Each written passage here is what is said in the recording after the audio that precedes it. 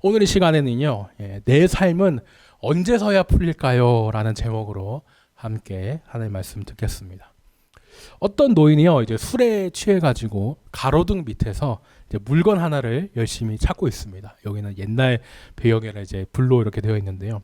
막 이제 열심히 막 여기 있나 저기 있나 이제 찾는 모습을 보고 청년이 지나가다가 이 어르신께 물었습니다. 어르신, 뭘 그렇게 열심히 찾으세요?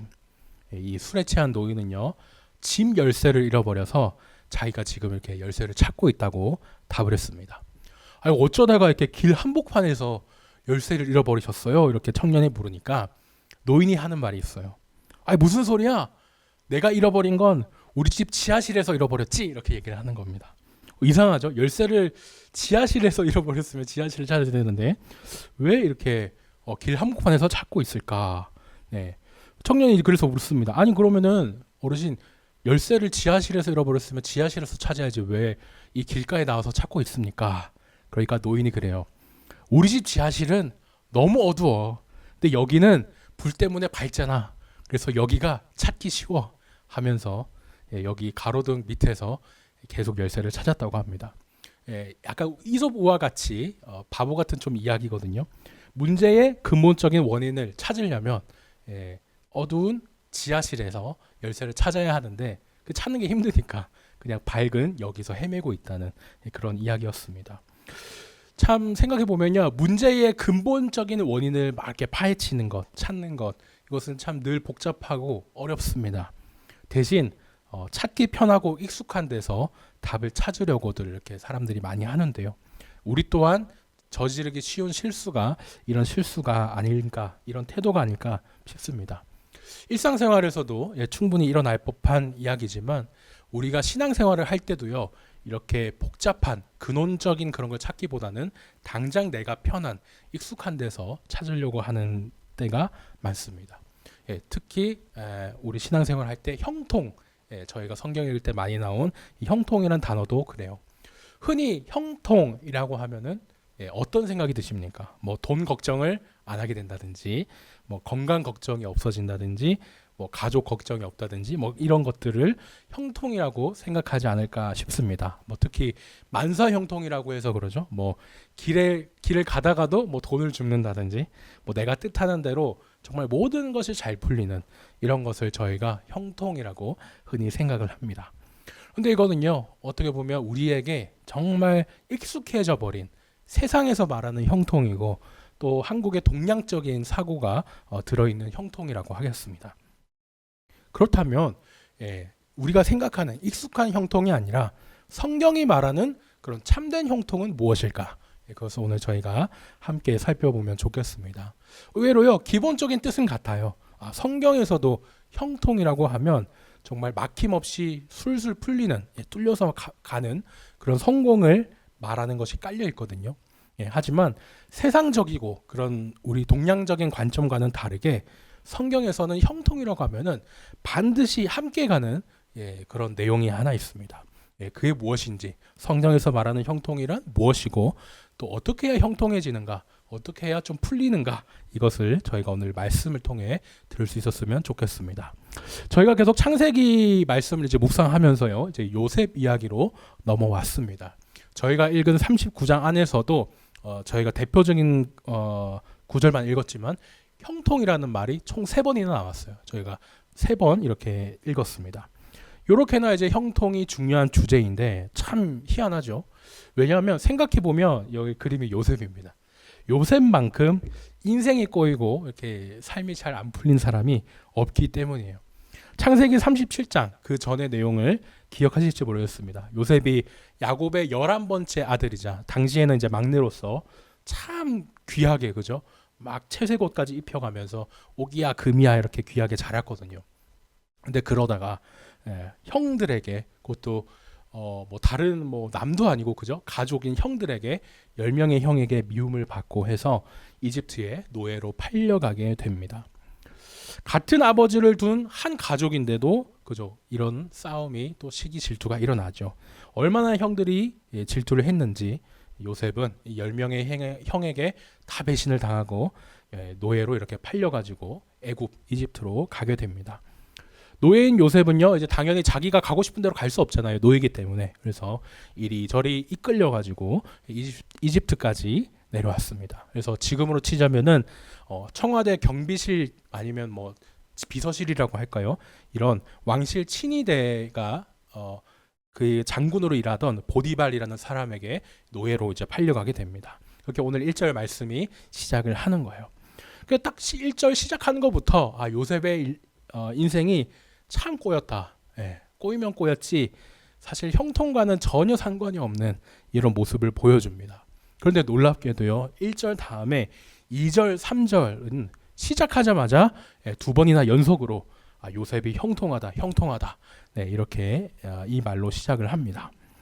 하나님이 요셉과 함께 하셔서 요셉이 형통한 자가 되었다고 이렇게 말씀을 해요.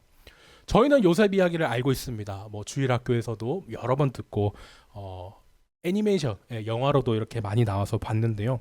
성경을 처음 읽는 사람 입장에서 오늘 이 요셉 이야기를 듣는다고 한번 생각해 보십시오. 지금 요셉이 뭐 노예로 팔려가지고 삶이 꼬일 대로 꼬였습니다.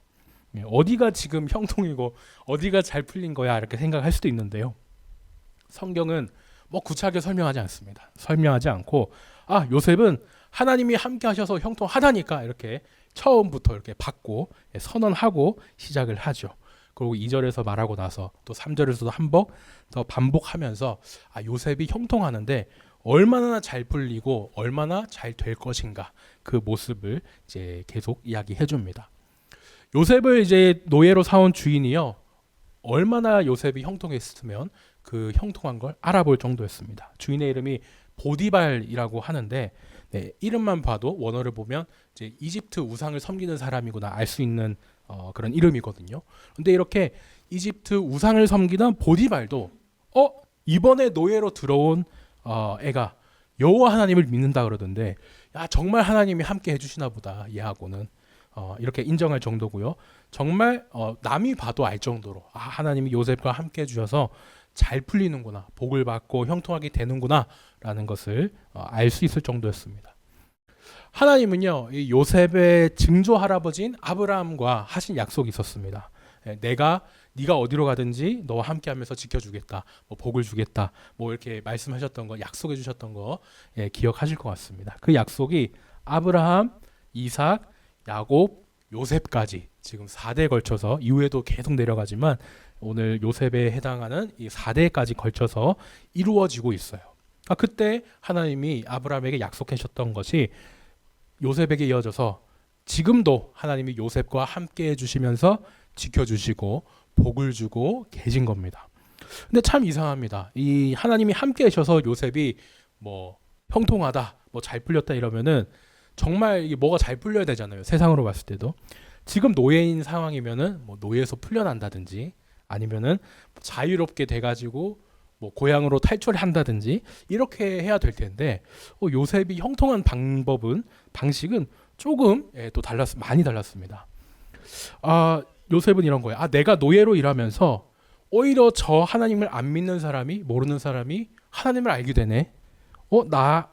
하나님이 나와 함께 해주셔서 복 주신다는 거를 저 사람이 알아보네 생각하면서 그 자리에서 노예가 된 상황에서 막 더 열심히 섬기는 거예요. 그렇게 요셉이요, 이제 노예 중에 가장 높은 가정 총무가 됩니다. 당시로서는 사실 정말 파격적이에요. 저희는 익숙해서 그러려니 하지만 생각해 보면 주인은 요셉과 지금 종교가 다릅니다, 그죠? 그리고 나중에도 나오지만 인종도 달라요.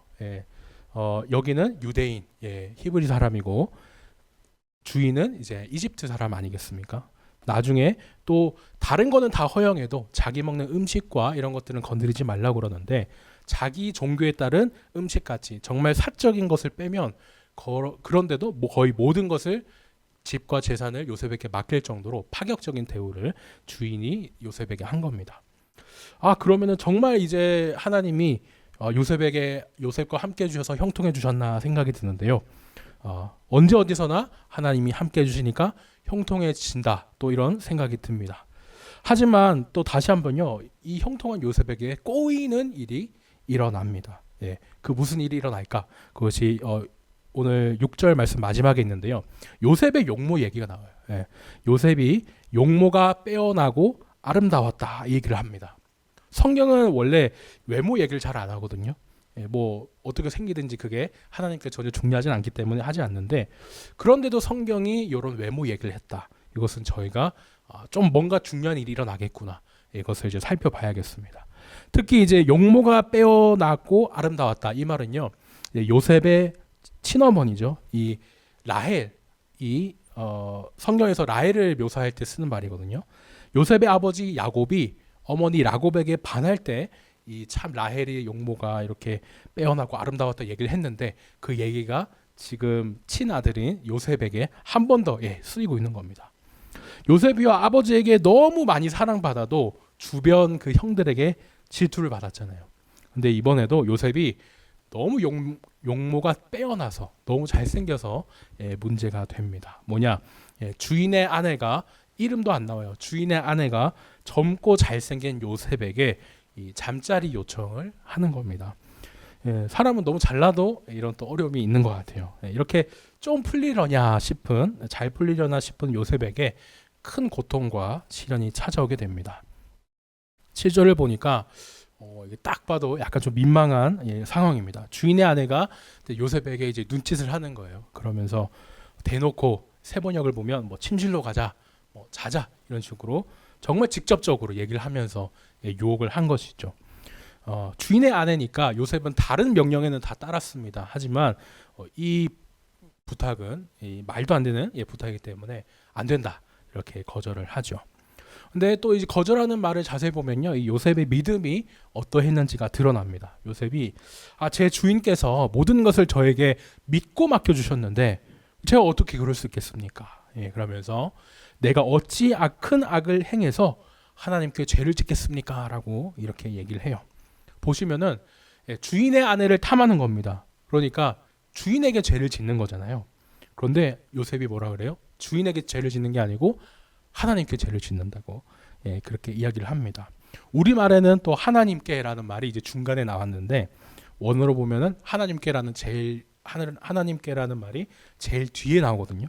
그러니까 성경을 이제 처음 듣는 사람들이 당연히 요셉이 주인의 아내를 탐한 거니까 주인에게 죄를 지었다고 하겠지라고 생각하는데, 끝까지 듣고 보니까 요셉이 하나님께 죄를 짓는다고 얘기하는 거예요. 이것도 또 중요한 반전이 되겠습니다. 그러니까 옛날에는 요셉이 어릴 때 형들 앞에서 형 오늘 내가 무슨 꿈을 꿨는지 알아? 형들이랑 부모님이 나에게 절을 했다니까, 이렇게 좀 버릇도 없고 또 자신밖에 모르는 그런 존재였지만, 노예로 팔려오면서 최소 5년 그 시간이라고 전문가들이 얘기를 하는데, 그 시간 동안 많이 가꿔지고 잊지 않았던 사실이 하나 있던 거예요. 하나님이 나와 함께 해주신다. 자기가 죄를 짓더라도 사람에게 하는 게 아니라 하나님께 하는 거다. 이 요셉의 신앙이 어떠했는가, 그것을 저희가 또 볼 수 있겠습니다. 요셉은요, 이런 이제 사실을 잘 알고 있었기 때문에 이제 이후에 계속 유혹하는 이 주인의 아내를 이제 떨쳐버리죠. 10절에는 날마다라고 되어 있는데, 이게 뭐 정말 날마다라고 해서 하루에 여인이 한 번만 유혹하고 오늘은 실패했네, 내일 다시 해야지 뭐 이러진 않았을 거 아닙니까? 수시로 정말 집에서 마주칠 때마다 요셉이 참 곤란해지는 그런 상황에 처했을 겁니다. 그럴 때마다 이제 요셉은 계속 이 잠자리 요청을 피했고, 아예 나중에는 이제 같이 있으려고도, 그 한 공간에 있으려고도 안 했던 그런 모습을 보여주죠. 이렇게 이제 요셉이 계속 피하는데, 이제 언제는 이 주인의 아내가 요셉과 단 둘이 될 기회를 만들게 됩니다. 이집트 종교 행사 날이었을 수도 있고 또 마을 잔치였을 수도 있고 뭐 확실하진 않지만, 요셉과 이제 여인이 둘만 남았을 때 여인이 요셉의 옷을 이렇게 탁 이제 잡죠. 너 또 도망갈 거지, 도망가지 마. 이 뜻도 있지만, 중동의 옷을 보시면은 우리가 막 신약에 예수님 입은 옷 이런 거 많이 보지 않습니까? 이불처럼 큰 천 하나로 이렇게 옷이 되어 있기 때문에 바로 이렇게 좀 옷을 벗길 수 있는 그런 시도가 되기도 합니다. 그러니까 그 여인이 요셉아, 그동안은 집안에 사람들이 있어서 네가 그렇게 튕긴 거지? 라고 하면서 생각하면서 강제적으로 그 잠자리를 가지려고 이렇게 밀어붙인 것입니다. 어떻게 보면 요셉의 옷을 이렇게 벗기려고 한 것도 되겠죠. 요셉은요, 그냥 바로 그냥 그 옷을 떨쳐버리고 또 버려두고 밖으로 이제 나가게 됩니다. 그 요셉이 생각해 보면요, 노예로 팔릴 때 형들에게 옷을 뺏겼거든요. 그 채색 옷을 뺏겼는데 이번에도 똑같이 옷을 이렇게 뺏기게 됩니다. 사실상 뺏겼다기보다는 이번에는 요셉이 자기 순결을 지키려고 이제 옷을 이제 버려두고 이렇게 이제 나간 것이겠죠. 주인의 이제 보디발의 위치가 상당히 있기 때문에 당연히 그 아내 되는 사람도 위치가 있는 사람입니다. 근데 이렇게나 이렇게 요셉을 유혹했는데 정말 젊고 또 잘생긴 그 요셉을 유혹했는데 자기가 거절을 당해요. 그러니까 이제 전에는 좀 그런 육체적인 욕망 내지는 그 사랑하는 마음이 이제 싫어하는 마음으로, 질투하는 마음으로 이렇게 바뀌어 버립니다. 내가 뭐 어때서 튕기는 게 아니라 진짜 나를 무시했구나 생각하면서 요셉에게 이제 누명을 씌우게 되죠. 사람들을 불러서 요셉이 자신을 덮치려고 했는데 물리쳤다라고 이렇게 여인이 자기에게 유리한 그런 거짓말을 합니다.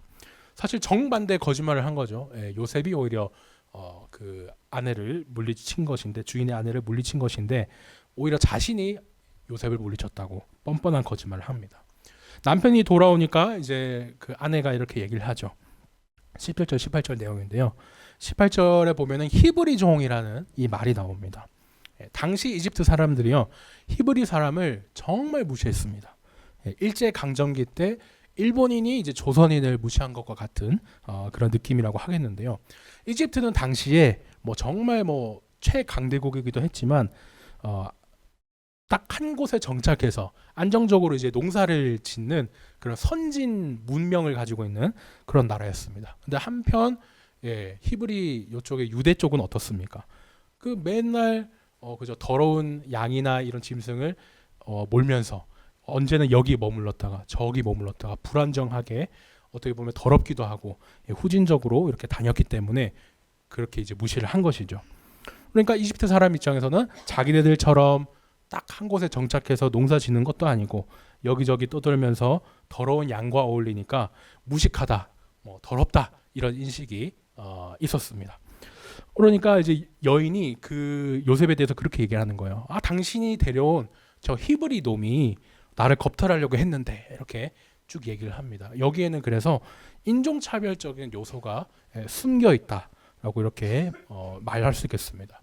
막 이렇게 차별까지 하면서 어떻게 보면 인종차별과 같은 그런 것을 하면서 막 요셉을 몰아세우고 누명을 씌우는 거예요.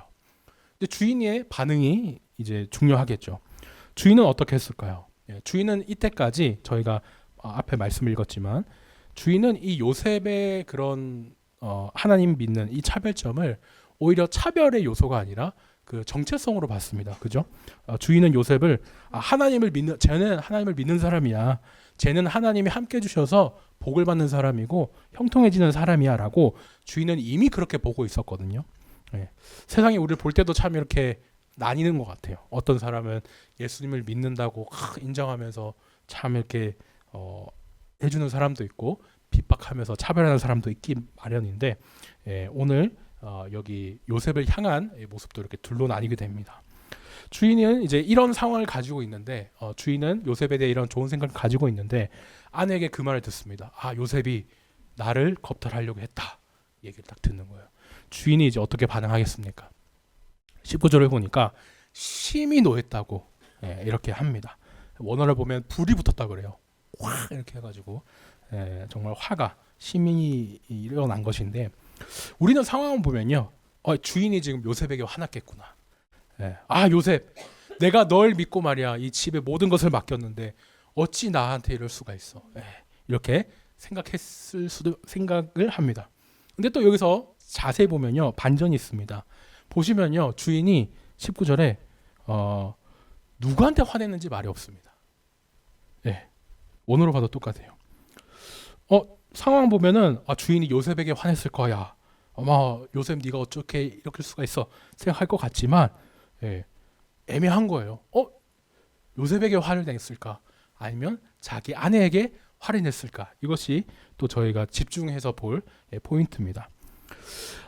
아내 요셉에게 화를 냈다면 네가 어떻게 나한테 이럴 수가 있어 이렇게 될 것이고, 아내에게 화를 냈다면 여보도 좀 작작 좀 해. 내가 요셉을 아는데 요셉은 그럴 사람이 아니잖아. 당신 왜 이러는 거야? 이렇게 또 아내에게 화를 냈을 수도 있는 겁니다. 누구한테 그럼 화를 낸 것일까? 20절에 그 얘기가 또 나오는데요. 힌트가 있습니다. 주인 보디발 정도 되는 사람이 그런 높은 사람의 아내를 종이 겁탈하려고 했다. 그러면은 당시 문화에서는 무조건 사형입니다. 그냥 이렇게 죽임을 당해야 돼요. 그런데 요셉은 어떻게 합니까? 죽지 않고 감옥에 가거든요. 주인이 만약에 아내의 말을 믿었다면, 요셉이 나를 겁탈하려고 했어요, 그 말을 믿었다면 요셉은 바로 죽었을 겁니다. 예. 그런데 주인은 어떻게 합니까? 요셉을 사형시키지 않고 당시로 치자면 정말 이제 가벼운 벌로 이렇게 마무리를 시킨 거예요. 요셉을 감옥으로 보냅니다. 근데 그 감옥이 또 왕의 죄수들이 가는, 지금으로 치자면은 표현이 적절할지 모르겠지만 스웨덴 이런 데 감옥 있지 않습니까? 정말 좋은 감옥. 예, 왕의 죄수들이 들어가는 좀 덜 엄하고 시설이 좋은 그런 감옥으로 주인이 보낸 거예요. 그러니까 이 사실을 알고 보면은 저희가 19절의 내용이 또 달라지는 거죠. 주인이 요셉에게 화를 낸 걸까 싶지만 실은 주인이 아내에게 화를 낸 것이라고 하겠습니다. 아니면 최소한 이 사람이 괜히 이상하게 일을 키워가지고 요셉을 더 이상 부리지 못하게 됐구나, 이렇게 또 화를 갖는 것일 수도 있습니다. 근데 뭐 어쨌든 이러나 저러나 요셉만 피해를 입습니다. 잘 섬겼던 주인에게 버림을 받죠. 자신이 했다는 것을 요셉이 안 그럴 사람이 알면서도 아내와의 관계, 또 아내에게 눈치가 있기 때문에 어쩔 수 없이 또 요셉을 내보냈고, 주인이 끝까지 요셉 자신을 보호해주지 않은 겁니다. 그러니까 옛날에 그 사랑받던 막내였던 요셉이 이제 형들로부터 버림당하고, 지금은 노예로 막 내가 열심히 일해가지고 이렇게 인정도 받고 했는데 이제 보디발 그 주인으로부터도 또 버려진 겁니다. 이제 그래서 신부는 요셉이 노예에서 죄수로 이렇게 이제 떨어지게 되죠. 요셉이 노예 중에 이제 가정 총리로서 이제 내가 여기서도 인정받았다. 내가 노예였지만 열심히 해서 내가 인정을 받았고, 또 특히 하나님이 함께 해주셔서 형통해진 것 같다. 이제 내 꼬인 인생이 좀 풀리나 보다라고 했는데 일이 탕 일어났죠. 하나님이 정말 이제 나 너무 억울한데 나랑 함께 해주시긴 할 걸까? 뭐가 형통이란 말이야? 이렇게 생각할 수도 있겠습니다. 그런데 참 놀라운 것은 이제 죄수로 지내는 그곳에서도 하나님이 요셉과 함께 해주시죠. 앞에서 하나님이 함께 해주시는 그 형통 2절 3절에 나왔는데 오늘 39장 마지막에서도 이 형통, 하나님이 함께 해주시니까 형통했다, 그 말이 반복돼서 나옵니다. 그러니까 감옥에서도 요셉이 많은 사랑을 받게 되는 거예요. 감옥에 있는 죄수들을 다 요셉에게 맡겨가지고 이제 온갖 일을 이제 요셉이 또 처리하게 되죠.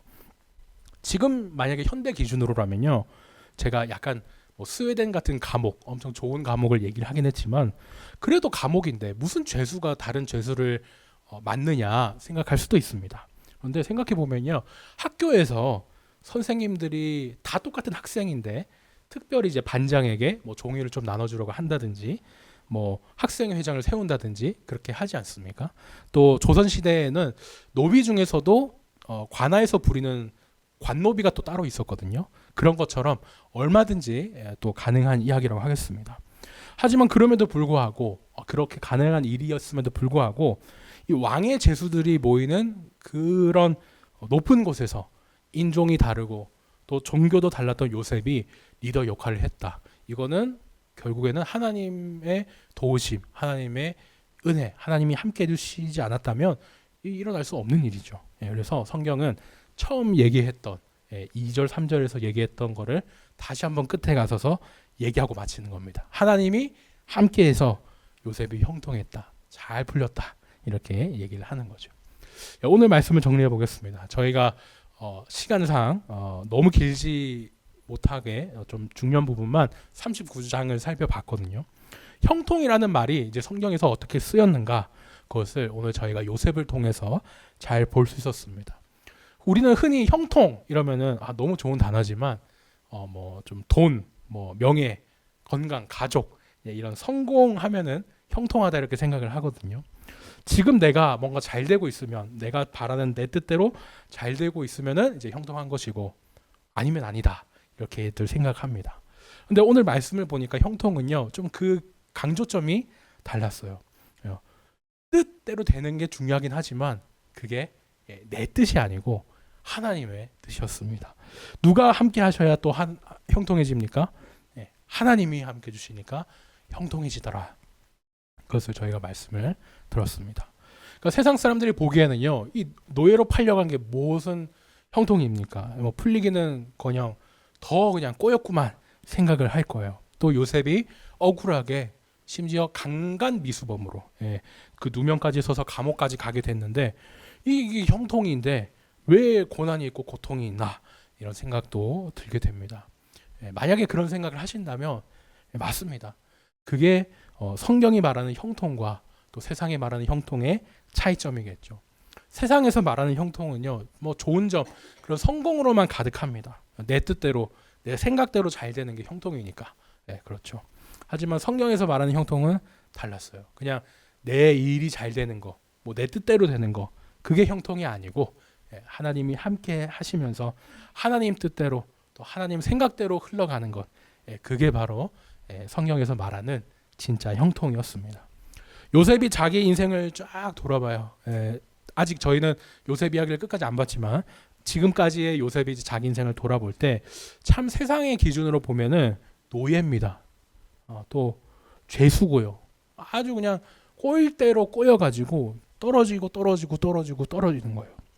그런데 그 속에서도 성경은 하나님이 요셉과 함께 하시니까 요셉이 형통하다. 이렇게 말씀합니다. 그러니까 노예 생활을 하지만 거기서 인정을 받아서 최고가 됐고 또 거기서도 누명을 써서 감옥에 갔지만 또 감옥에서도 최고가 되고 이것도 또 참 좋은 형통입니다. 노예로 있을 때나 죄수로 있을 때나 하나님이 함께 해주시니까 많은 일이 잘 되고 또 잘 풀리는 거예요. 근데 여기서 이런 노예에서의 잘됨, 죄수에서의 잘됨 이것만이 형통이 아닙니다. 저희는 더 멀리 있거든요. 나중에 흘러 나중에 어떻게 됩니까? 요셉이 이집트의 총리가 돼요. 그때 총리로서 정말 훌륭하게 모든 일을 해내는데요.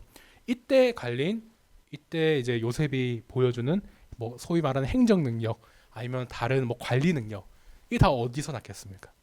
가정에서 총무로 있으면서 일했던 것들 다 모든 것들이 쌓였겠죠. 꼬인 것 같았고 또 고통같이 느꼈던 그 노예와 감옥의 시간으로 다 과정이 되면서 다듬어진 겁니다. 그래서 세상과 다르게요. 성경이 말하는 형통은 때로는 이 고난과 실패도 포함된다라고 하겠습니다. 그러니까 고난이 있고 실패해도 그게 사람이 보기에는 아니지만 형통일 수 있는 거예요. 하나님 보시기에는 그래. 그게 지금 너한테 필요한 과정인데 지금 잘하고 있구나. 잘 참고 있구나. 버티고 있구나. 그렇게 하나님이 풀어가시는 중인 거예요. 그 중요한 것은 하나님이 함께 해주시는 거. 이게 형통의 기준이라는 겁니다. 그러니까 우리 삶이요, 막 지금은 막 꼬였어요. 막 다 안 되고 막 너무 힘들고 막 고통과 고난처럼 보이거든요. 하지만 하나님이 함께 해주시면은 우리 삶은 이미 내가 하나님과 함께 함으로 풀리고 있구나 알 수 있습니다. 어떤 분은 하나님이 함께 해주시면 우리 삶이 형통하다. 목사님 잘 알겠습니다. 생각하실 거예요. 근데 그러면은 하나님이 만약에 나랑 함께 안 계시면 어떡합니까? 걱정하실 수도 있는데요. 그런 걱정 안 하셔도 되겠죠. 왜냐? 우리는 이미 예수님으로 하나님이 내 안에 계시고 또 늘 함께 해주시기 때문이잖아요. 당장은 내 삶이 막 꼬여 보이고 고난과 고통으로 보일지라도 절대 거기 속지 마시고 내 안에는 이미 예수님이 계시고 하나님이 함께 해주신다. 이 믿음을 가지고 그래 지금은 사람의 뜻대로 되지 않아 보이고 또 세상의 그런 뜻대로 세상에 봤을 때는 좋은 것이 아니지만 결국에는 하나님이 좋게 바꿔주실 것이다. 하나님은 믿는 자에게 반드시 가장 좋은 것을 주시니까 나중에는 우리 모든 순간이 정말 값질 것이다. 믿으면 좋겠습니다. 바라기는요, 이 하나님의 계획을 믿으면서 예수님으로 인해 이미 받은 형통을 누리는 저와 우리 모든 일차형 성도님 되시기를 예수님 이름으로 축원합니다.